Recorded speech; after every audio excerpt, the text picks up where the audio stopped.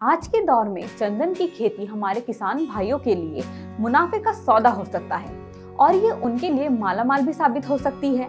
नमस्कार, मैं हूँ प्रिया और आप देख रहे हैं कृषि जागरण। भारतीय धर्म में चंदन की लकड़ी को बहुत पवित्र माना जाता है। रोजमर्रा की जिंदगी में भी ये बहुत उपयोगी लकड़ी है।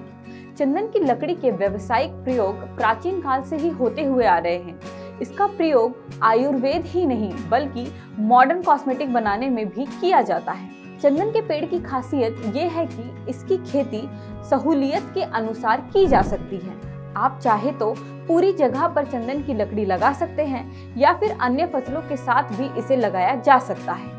आइए अब जानते हैं एक पेड़ से कितनी आमदनी हो सकती है। विशेषज्ञों का कहना है कि चंदन की एक पेड़ से 4 से 5 लाख आराम से कमाए जा सकते हैं। इसी से आपको चंदन की लकड़ी की गुणवत्ता और महत्व का अंदाजा हो ही गया होगा।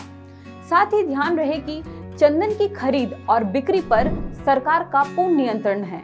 2017 में बने नियम के अनुसार चंदन की खेती तो कोई भी कर सकता है, लेकिन इसका निर्यात करने का अधिकार सिर्फ सरकार को है।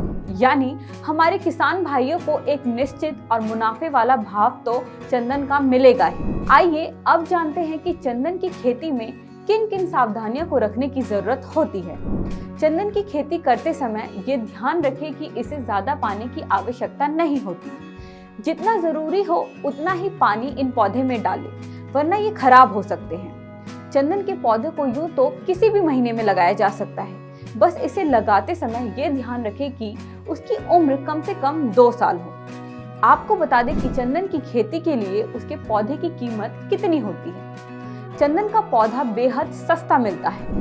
ये 100 रुपए से 130 रुपए में खरीदा जा सकता है और आप कल्पना कीजिए कि जब ये पेड़ के रूप में बदलता है तो 15 से 20 किलो लकड़ी इससे आराम से मिल जाती है। आज के लिए बस इतना ही। आगे की अधिक जानकारी के लिए बने रहिए हमारे यानी कृषि जागरण के साथ। धन्यवाद।